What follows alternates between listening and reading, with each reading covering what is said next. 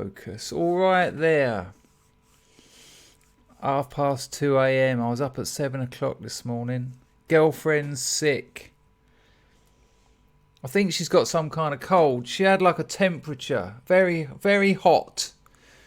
Went to see the doctor. When I saw her when she come back, she'd had a saline solution stuck in the back of her hand and a couple of vitamin jabs in the arse. Which is what they always do. Her mum got sick a few months ago, went to the doctor. Saline drip, couple of jabs in the arse. One of her cousins crashed his motorbike. He's only 9. Yeah, stick him on the scooter, he'll be alright. Big hole in his head. That's alright, went to the hospital. Saline drip, couple of jabs in the arse. Oh, tell a lie, they also spent some time cleaning the chewed leaves that the grandmother thought it would be a good idea to stick in the thumb-sized hole in his head. Yeah, she just chewed up, pushed it in here. That'll help. That will certainly help. But then the alternative, a saline drip and a couple of jabs in the arse, sounds a bit weird saying that in Pride Week. Anyway, and unsurprisingly, seeing my girlfriend sick like that brought up a load of feelings. I'm not good with hospitals. I'm not good with medical treatment. When I watched my father die, surprisingly, you know, my dad was a very fit man, early 50s, got a little bit sick, a matter of weeks, dead. And it was all a bit much. I was 16. And it was totally out of the blue, tore the family apart. Me and my brother left home the same year off to university. Crazy times.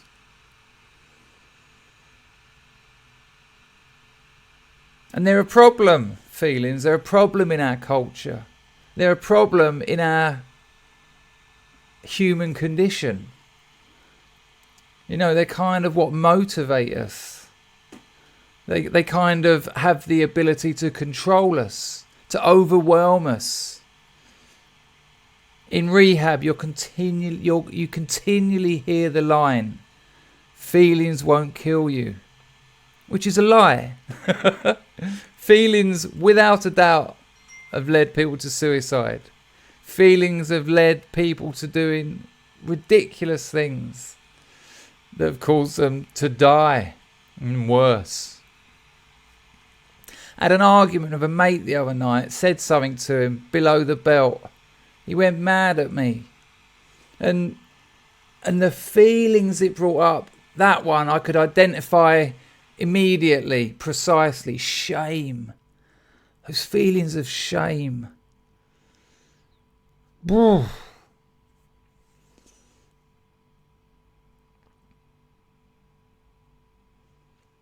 And what we tend to do when feelings start to overwhelm us, the reason they're so fucking unpleasant, is that you have to just fucking take them. They are overwhelming, and there's very little you can do about it. I talked in the last video about acceptance, and that's, of course, that's got to be in there, but you're going to be dealing with all sorts of stuff as well, all sorts of other stuff, anger. There's going to be fear in there. There's going to be denial in there. All sorts of things. All sorts of things that before the feelings come up, you weren't dealing with. You were getting on with your day. You were doing stuff. And suddenly there's this massive imposition on your life. And you got to understand a feeling as not something only of the present. A feeling isn't just a phenomena of now, but it also pushes buttons in your past. When you're developing your mental kind of being, when you're developing who you are, certain things are being installed, and they're going to affect the way you respond to things for the rest of your life. You know, therapy, growth, change, personal development. It all pretty much comes down to trying to rewire those historic mental installations that define your character and define your behaviour and create your behaviour. You know, there's a great line someone said to me once. I had to go and see my mother, and he said to me, he said, 3-hour rule. I've got a 3-hour rule with my mother. That's it, 3 hours. And as it's getting to 2:59, I'm like, yep, now, go. And that was his way of dealing with a situation that he knew was not only uncomfortable, but done him some kind of damage. So he'd learned to moderate the impact of feelings he knew would be brought up, triggered, dare I say. I mean, it's funny, safe space, triggered, all those words, they all come from therapy.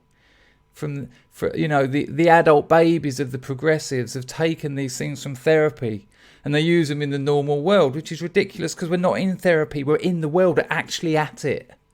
Anyway, I won't go down that tangent. But this bloke, the 3-hour man, I said, when he told me about that, I said, yeah, I should do something. It's difficult with my mother. And he went, well, your family can really press your buttons because they installed them. And it's strange, you know, me and my brother, we're not really friends. You know, we are brothers, we're not mates, we barely talk. And yet, on the very rare occasion that we're in the same room together, just a glance, an expression, the tone of a phrase, something he says can just... I'll tell you something, another shameful experience. I mean, this is a little bit vague, but I will sharpen this up and at some point hit a recognisable target. Years ago, I'd finished my Bachelor of Arts degree, and fearing the real world and work and responsibility, I thought I need to get a little bit more time out of higher education. You know, I'd left school at 16. I'd done an ordinary national diploma. I'd then done a foundation. I'd then done a Bachelor of Arts. I've got 5 years now putting off growing up. All my mates are laying bricks and fucking fixing exhaust pipes and shit.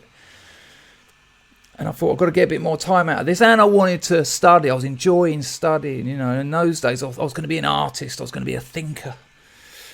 And I wanted to do a master's degree. And I got in, you know. And no one in my family has got in. This is rare shit. No one in my town. There's about 5 of us. The whole town who've got places on master's degree courses.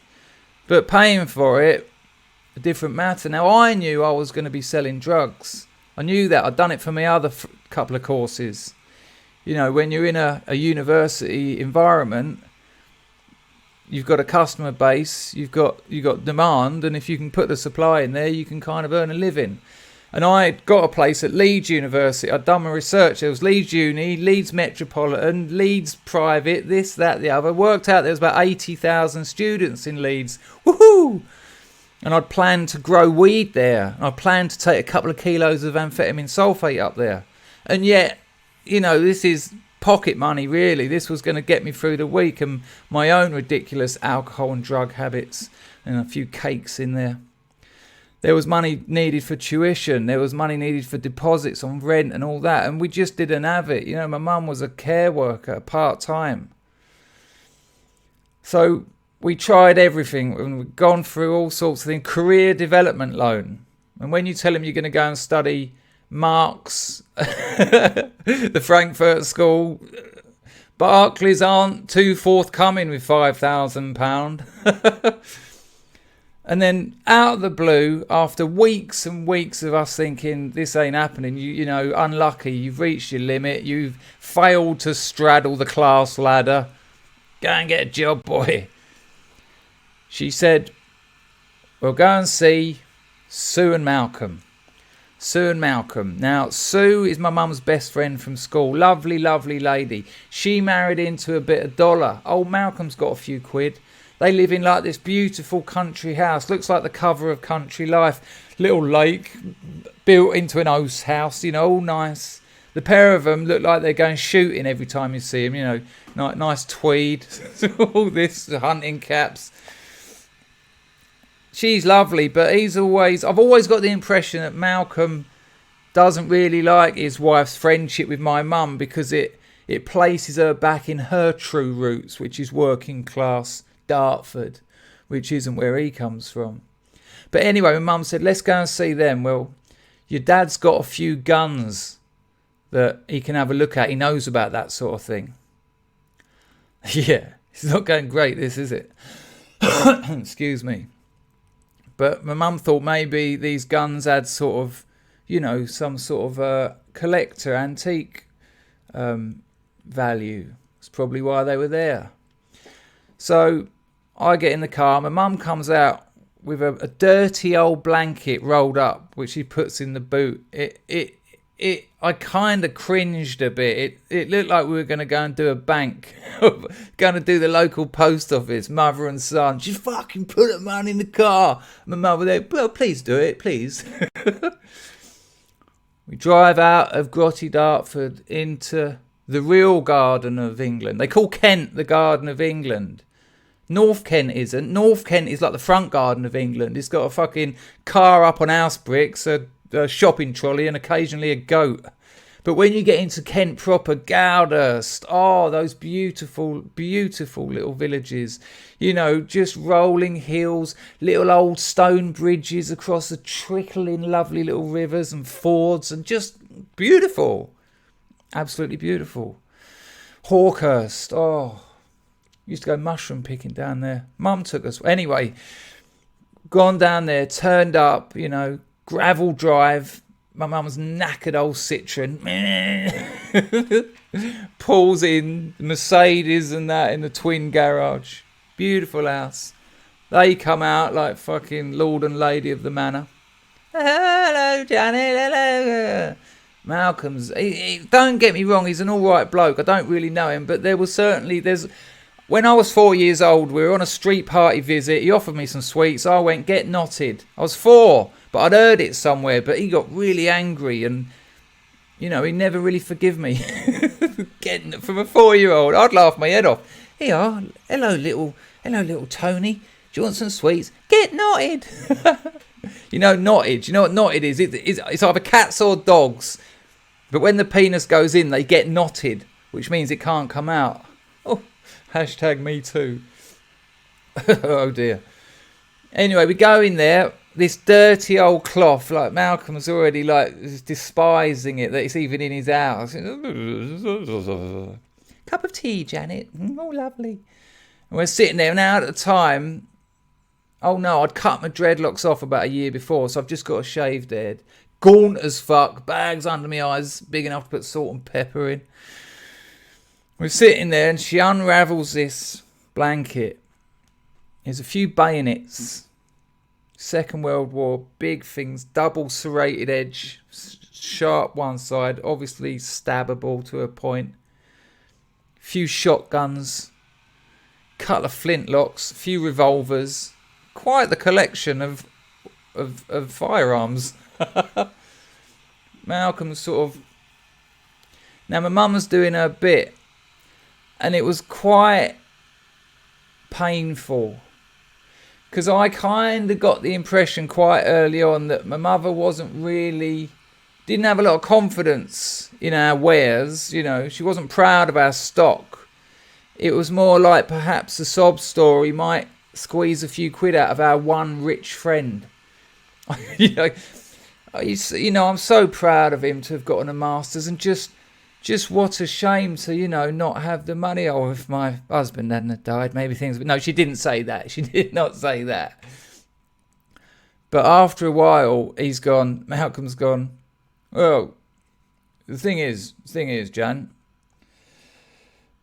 these are just weapons.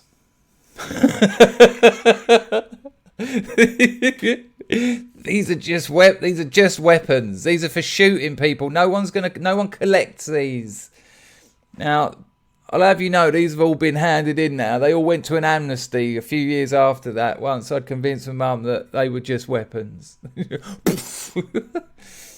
And then after that, you know, that bit was cringy as hell. It was like, you haven't got a collection of ornamental firearms. You haven't got, you know, these aren't antiques. These are for shooting people. But I'm laughing now. But at the time, it was I felt so ashamed. And then that whole, this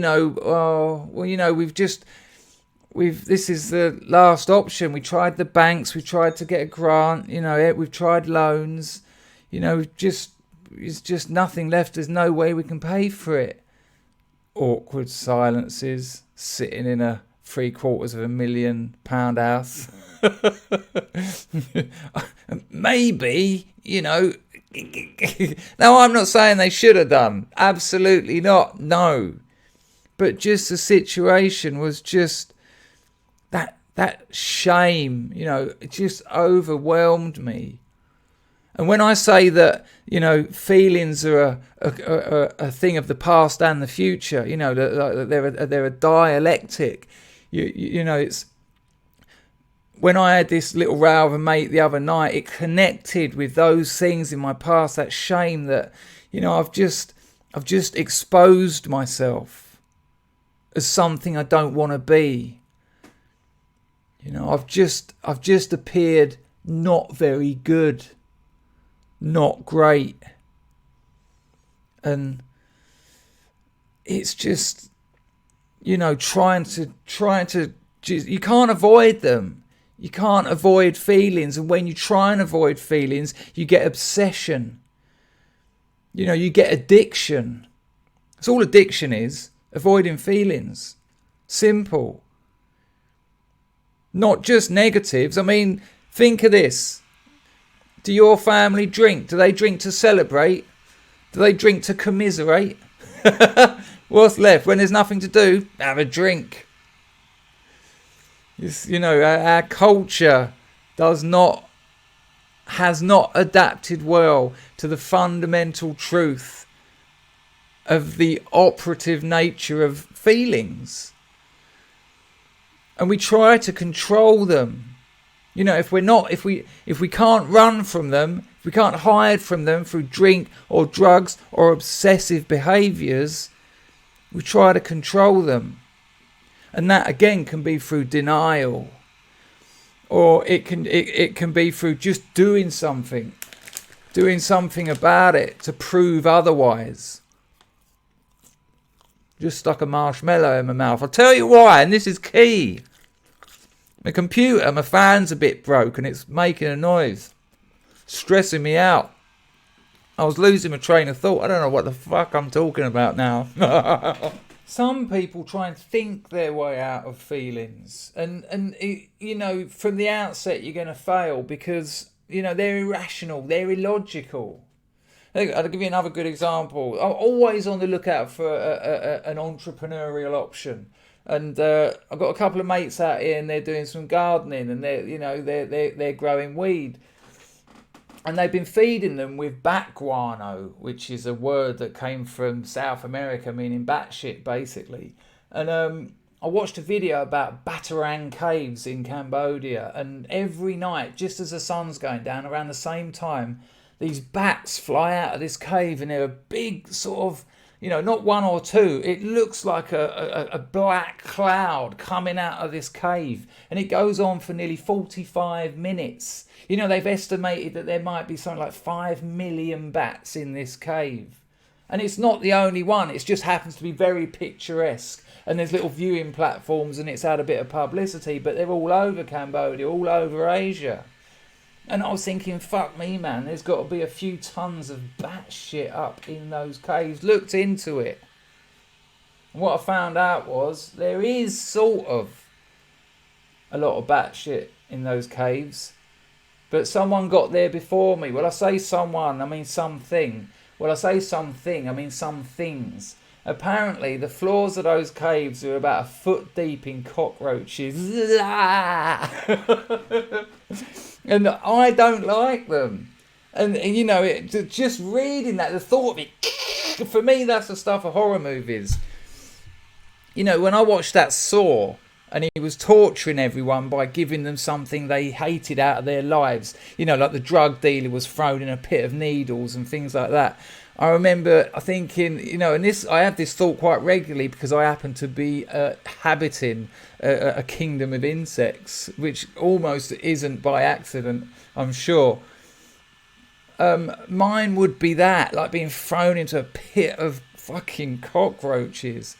And like the irrational nature of these things, like I'm scared of spiders, like a pit of cockroaches, a foot deep of them, yeah, that's kind of understandable. But one will just make me feel hideous, and I see them all the time. And a spider, even in England, where I know they're not tarantulas, I know they're not poisonous, I'm fucking terrified of them. And I'm so terrified of them, I have to catch it. And people have said to me before, you can't be that scared of them because you've done the old bowl and paper trick. But I'll tell you why.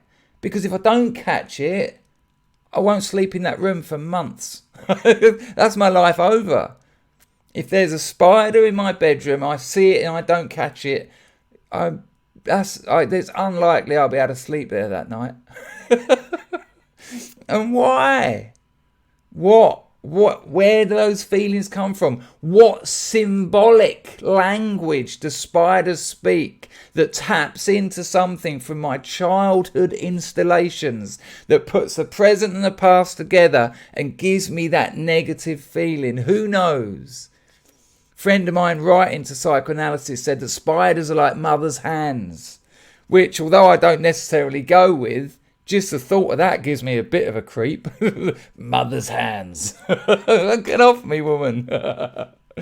Oh, even when I said that, I could see my little legs in the air and her wiping me ass. Oh, this has all gone very Freudian. But people try and think their way through feelings.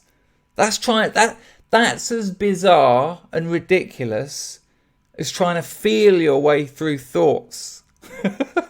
Doesn't make any sense, does it? When one of your mates has had a bit of a nightmare, basically has stumbled into some feelings, and they text you, give us a ring when you got a minute, I need to talk, I could do it with an ear, I need to vent or whatever. And they start telling you what happened. Well, the thing was, I went down there and I said to her, and you soon realise when you're on the other end of that, they're not actually trying to work it out. They're going through a process, and they're still in the distraction process. They're still trying to refuse to feel it. They're just talking about it and going on and on and on. And you always have to stop these people because they're in a compulsive position. They're not trying to sort it out. They're not after advice. Rarely. You've all been there where you go, look, listen. I do understand what you're saying, and yeah, I think you're right. Just see how you feel in the morning. And they're like, yeah. I mean, because the thing is, when I said to her, and you're like, oh, for fuck's sake, they're on the hamster wheel. Anything but just feeling it. And they're so powerful.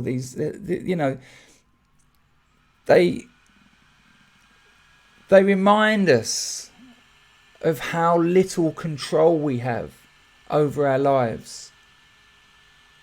They remind us that as clever as we are, as wise as we are, as experienced as we are, whatever we are,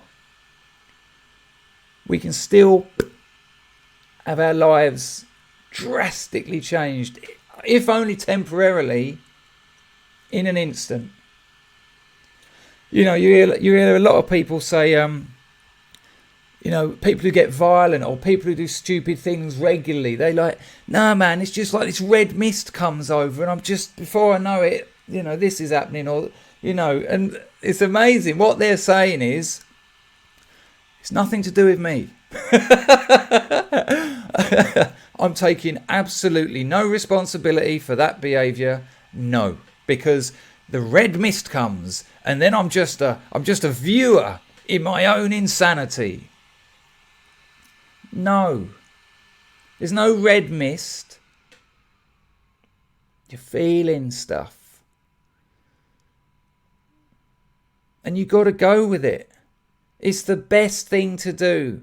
Just feel it. Feel it. Don't think about it. Don't avoid it. Don't share it. A problem shared is a problem doubled. Just take it for what it is, because the reality is that once you're over that feeling, then you have the power. You have the power to learn from it. You have the power to step back and then look at it and work out how that can affect your life, how that can change you going forward, how that can improve you going forward. Because that's when you can look at your behaviour. You can look at what you've done. You can look at what you said. You can look at how you responded. You can consider how you felt. How did it make you feel? Why do you feel like that time and time again? Why are those really deep, and it's the perfect word, why are those really deep feelings so damn familiar in completely unfamiliar circumstances? Ever felt 5 years old? Ever felt like a child? And you have to ask yourself, have you grown up? If you're still feeling the same feelings you were feeling then, have you grown up? Well, certainly all of you hasn't, because you're still tapping into that one. I'm getting some merchandise. Oh, yes. Oh, the merch is coming. Now I've said it, I suppose I better fucking get it done. Ciao. Thanks for watching.